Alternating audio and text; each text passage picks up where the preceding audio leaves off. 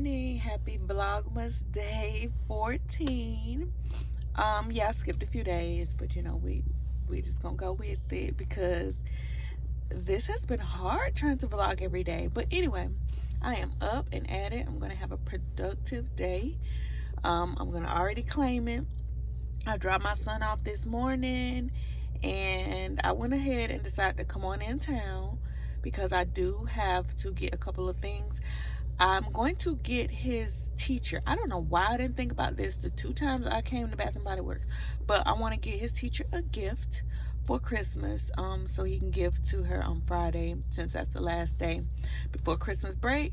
So I'm probably gonna get her like a candle or some things out of Bath and Body Works. So here I am sitting in front of Bath and Body Works, and it's 9:15. They open at 10. I didn't know that, but luckily in this plaza there's a Marshalls, there's a Ross, a couple of other stores. I'm gonna ride down the strip, but Ross is open, so I'm actually gonna go into Ross first and browse around until Bath and Body Works open. I'm also gonna get him, I think it's like an Old Navy and stuff, but I don't need to go in that many stores.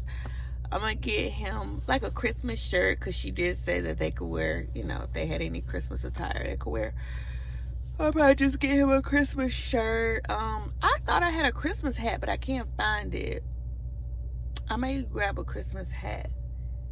The dollar store should have Christmas hat though. Yeah, I ain't trying to spend a whole lot on a damn Christmas hat, but I did want to get a Christmas hat. And I also want to look for a couple of stocking stuffers for my husband. Yeah, so that's just kind of what I'm doing this morning. After I do all of that, of course, I'm probably going to stop and get lunch by the time I finish this little errand run. And then I will head back home and work on a few ready to ship wigs. Everybody keeps saying that I'm not gonna make it to March because I am pretty dang gone big to have 3 more months to go. Oh Lord. Anyways, I didn't find nothing in here in Old Navy. What's up, y'all? It's me, your girl T, and I am here late as ever, getting in my wig room, but I got some orders to package. Well, I had an elastic band order of 100. I just counted those out. I had a marker order. And now I rarely have bundle deal orders, but I do have a bundle deal order. And I happen to have the bundles in stock. But most time my bundles are using the pre-order method, which is after a customer placed the order, then I order from my vendor. But I had a couple bundles in stock because, of course, you had to purchase some bundles to get some lace closures. So I did have the lengths that she wanted, which was 16, 18, 20.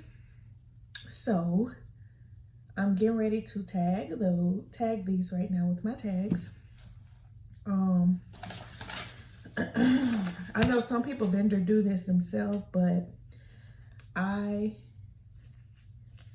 pretty much hands-on and I do every single thing.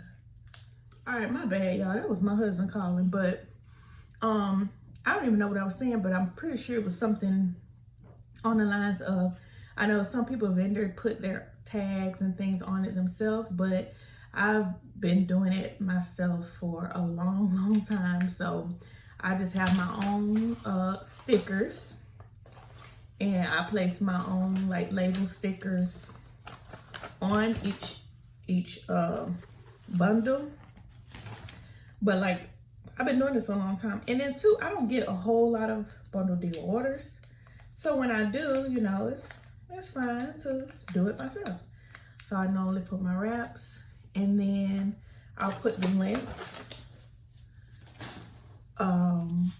Well, first I put the tag them. So I do have one of them little tag guns. This. And I made this myself. I made these wraps myself. Well, I had them printed. And I had a vendor do them, but these are old, but I'm just using what I have. And these that says texture, length, and origin. So I tag it all myself. I'm very, very, very hands-on. So I'm just gonna do this for all of them. And I just want to show this because I really don't get many bundle deals. And you know, some people may be interested in just, or that sell bundle deals. And this is something that you could do if you're into charge a lot. Or you can just do it if you want to be hands-on. And all this stuff was fairly cheap. I'll leave the link to the to this stuff below. So I said 16, 18, 20. So I also got these little stickers. And they have lengths 12, 14, 16, you know, all the lengths. So 16, I'll put it on under the length, like so. 18, which was, I think it was, okay, this is 18.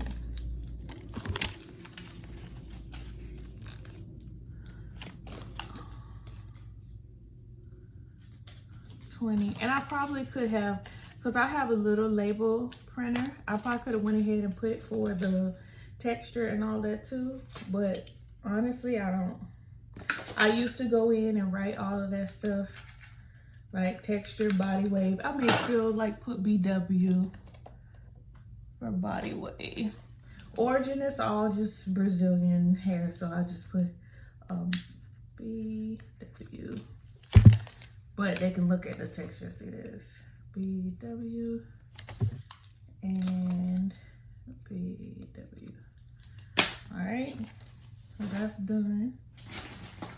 And this is how I simply do my one deals. And now we're gonna put it back inside of the little plastic protector bundle protector like so.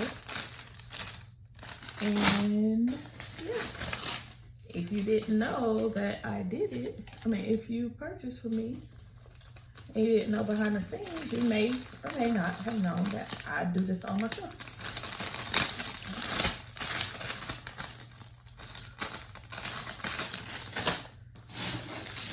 So yeah.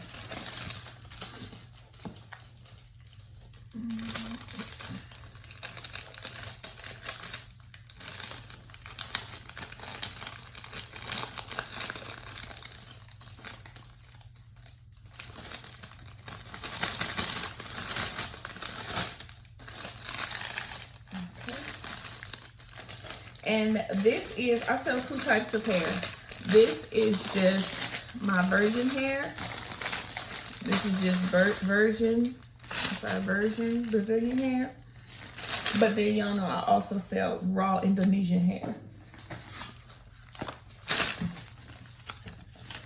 So I am I'm actually looking to get custom polymelers and boxes this year, so I've been debating if I'm gonna design them myself, which I kind of don't feel like it, or I'm just gonna find somebody to design them for me. But I'm definitely looking for my, alright, thank you for, and I had, oh, my business card, yep. Thank you, business card on this side. And this will be, I don't have it tagged or nothing. This will be an order. Markers is an order. And 100 elastic bands is an order. So now I just need to print out the labels for all of these. Oh, let me put the invoice inside. Just make sure 16, 18, 20 body weight.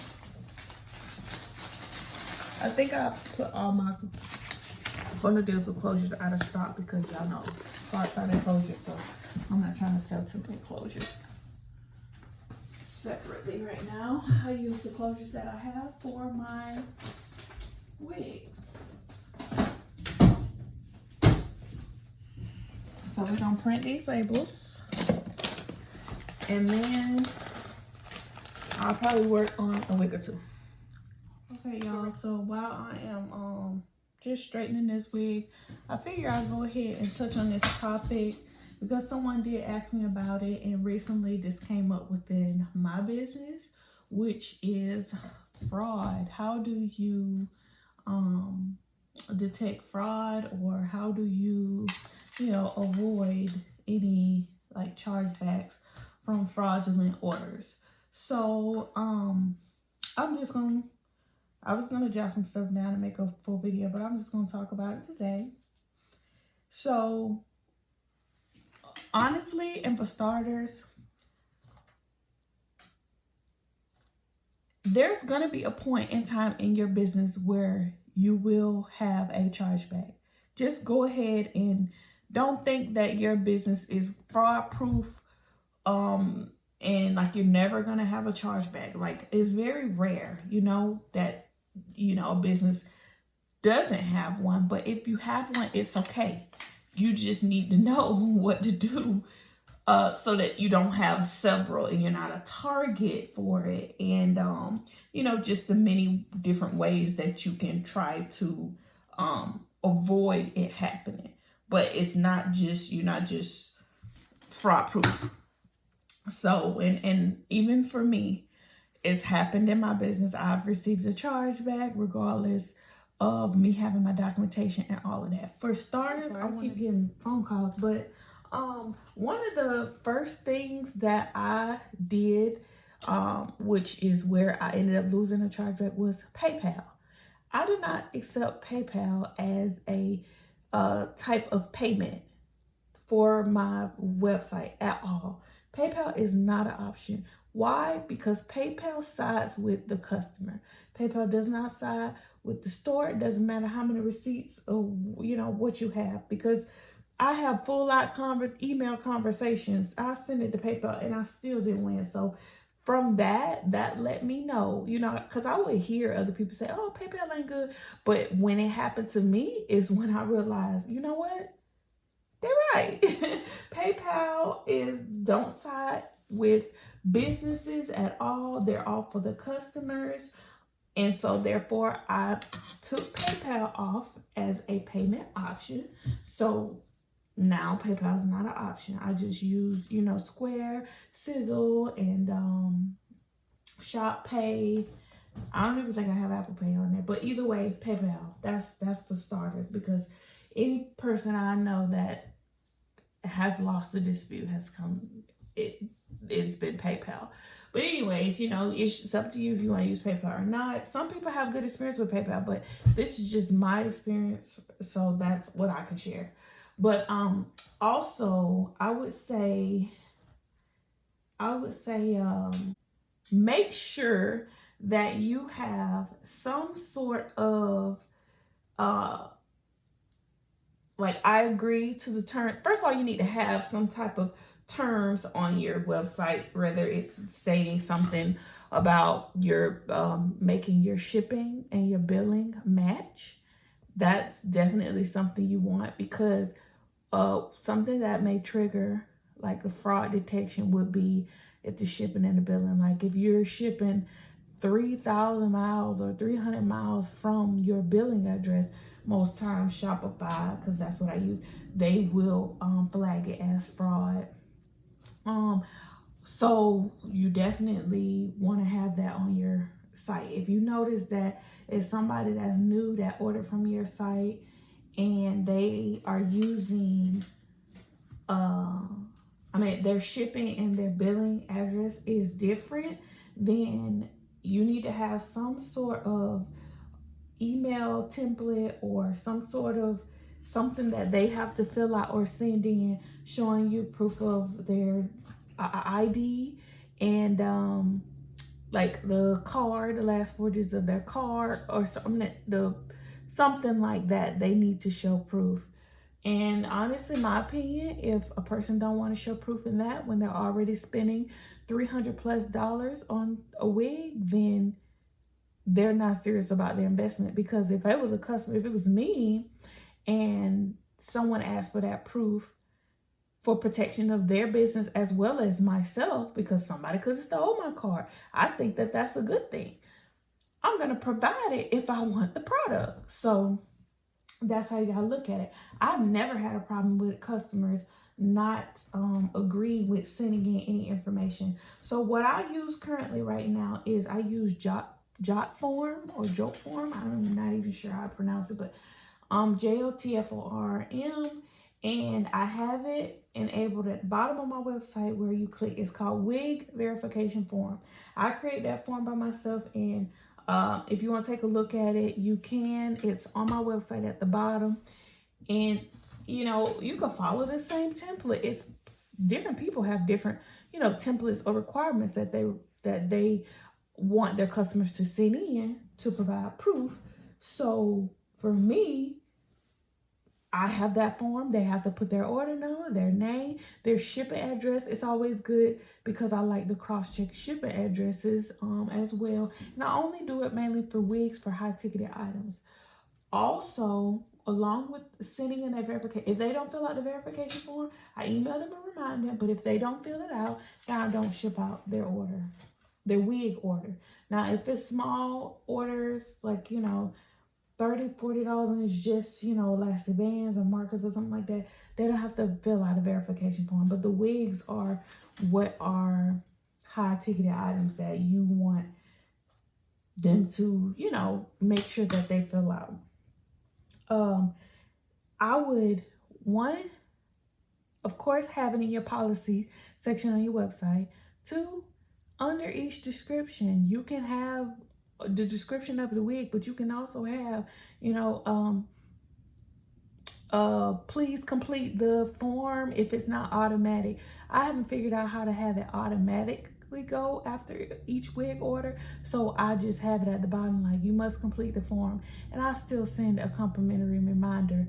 And most people go ahead and send it because if you want your wig, you fill this out and you get this is the quickest you get your wig.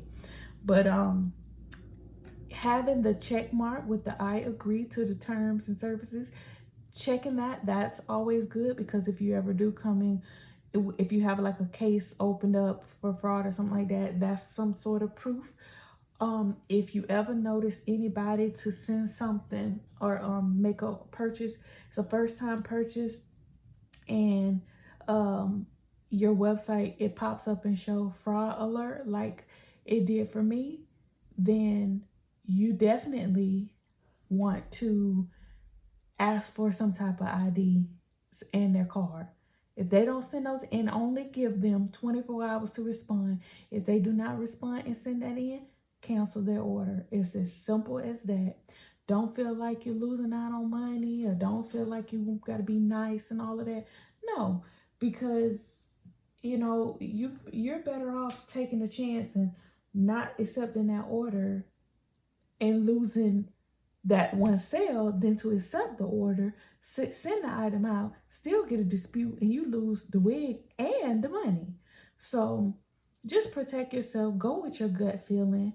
Don't ever feel like you have to make the sale, or you have to just go against your own policies, or whatever you have in place. If a customer decide that they want to argue with you or disagree and say, I don't think that's safe to send nothing.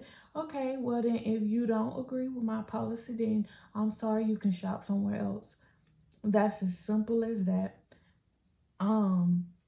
People try to compare and say, oh, well, the big companies don't do this, or Coach don't do that, do this and do that. Okay, that's them. You have to protect your small business. So do what you have to do. I feel like a lot of times fraud orders, like when I look at orders, I look at the time they placed the order. I look at, even if my website don't pick it up, because your website may not always pick it up. I look at when they place the order. A lot of scammers, they want to place orders at 3, 4 o'clock in the morning. Look at the address too. If you don't feel safe about an address or something, especially like apartments and stuff, always get signature confirmation for apartments. I always do, because if it's a big box, you already know most apartments, their little mailboxes ain't gonna fit your wig box. So then the post office or the mailman would drop it off, and they drop it off at the door. Somebody can easily swipe swipe your box up, and or the customer can say they didn't receive it and all kind of stuff like that. So just to avoid that signature confirmation, um, if it's just that you're just unfamiliar with, I know I at one point I believe I had like I received two orders and they was like from New York somewhere, but both the orders came in like maybe 5 minutes apart. It was like 2 or 3 o'clock in the morning. The names were similar but different. And so I looked at them like, okay, this person ordered. I got 2 wig orders. No, one had 2 wigs in it. One had like 3 wigs in it. And I'm like, oh goodness, this is like $1,000. It was a great sale. I was all excited. However, I started looking at it. I'm like, the address on this says 15 whatever drive. The address on this says 14 whatever drive. That's strange. The addresses were so close. The orders were placed so close. My gut feeling told me something went right.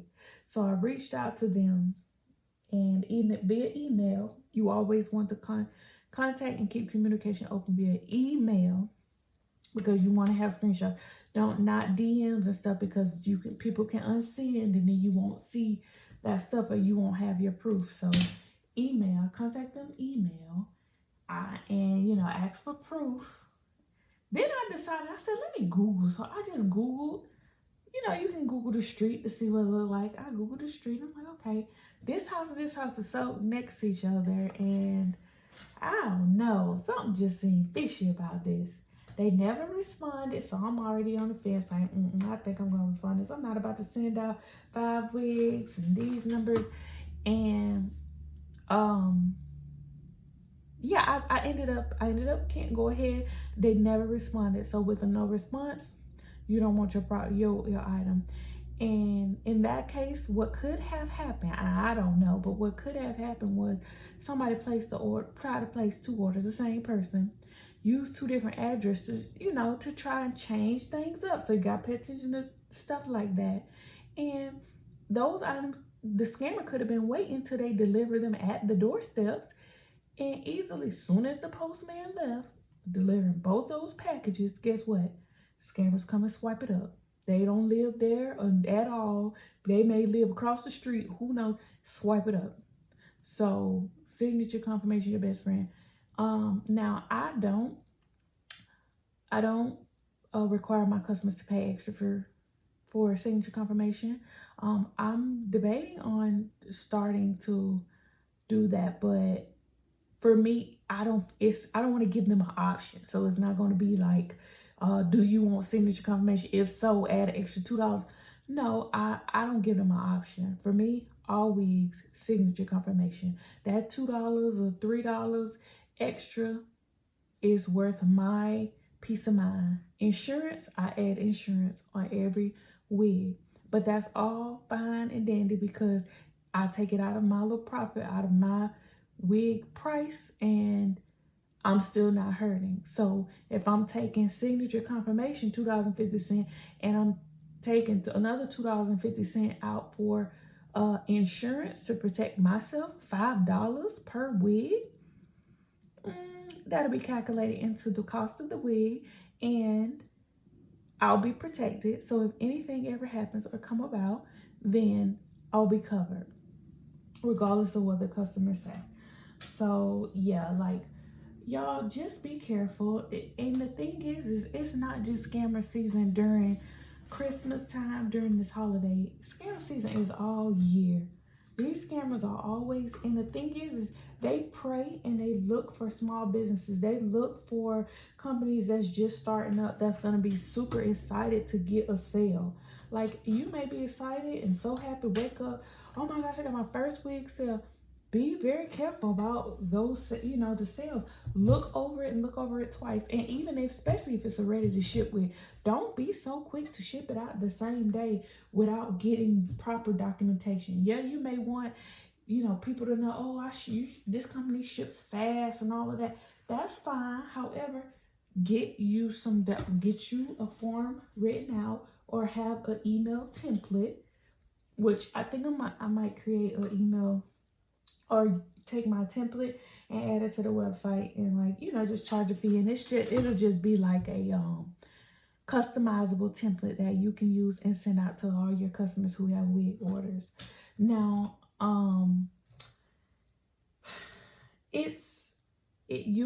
for some people it may think, oh, that's an extra step, that's too much work. You would rather do that than trying to contact somebody after they open a dispute and wondering, hey, did you get your wig? What's the problem? What's wrong with it?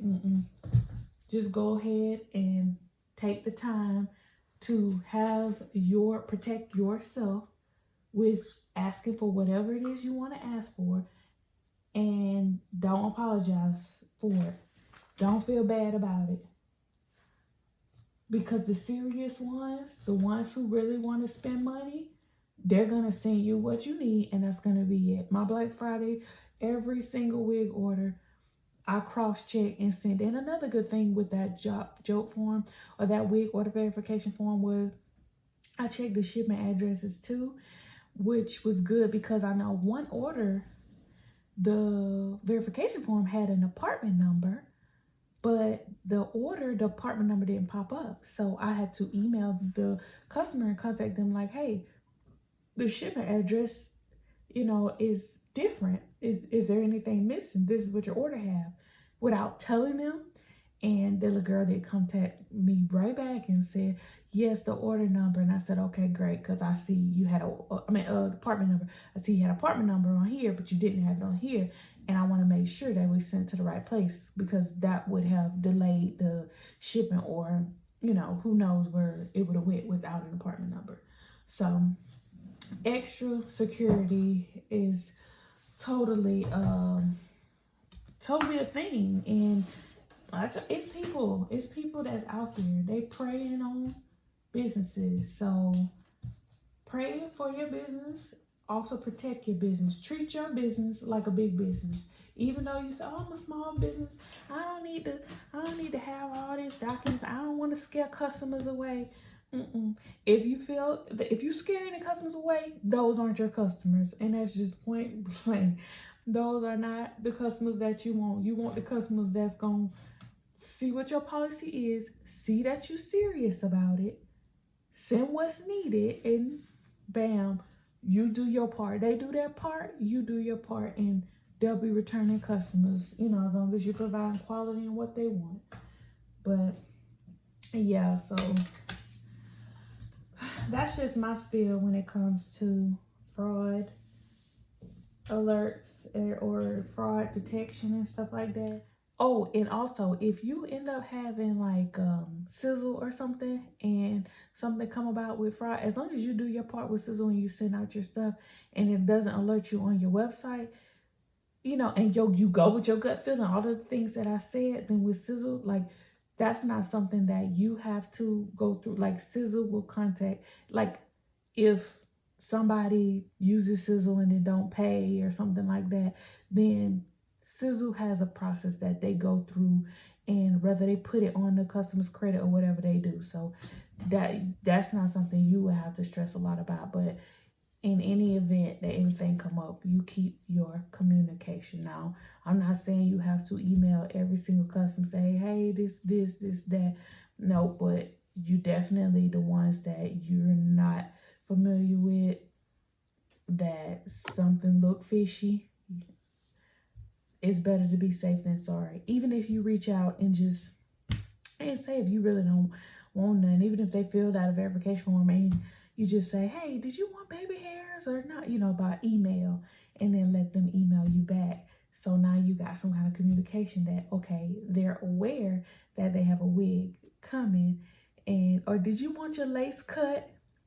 That will give some kind of open communication, because a scammer can have that same email, but still, you have some sort of communication that way. You send it to PayPal, this is the email I've been sending to, and this is who replied back. So yeah, but yeah, overall, don't be afraid of getting a dispute. Don't be afraid of scammers and fraud. I mean, it happens in every business. I don't know a successful business that have not been through the process of like a chargeback or dealing with scammers. Like, it's just, it'll happen. You just learn from it. Whatever, if you didn't win the case, whatever you did wrong, you be aware and you make sure that you make changes in your business so that that doesn't happen to you again, because it hurts, but don't let it be the end of your business. That's just my spiel. So yeah, that's all I got for y'all now. I'm getting ready to go pick up my baby, so I'll talk to y'all later.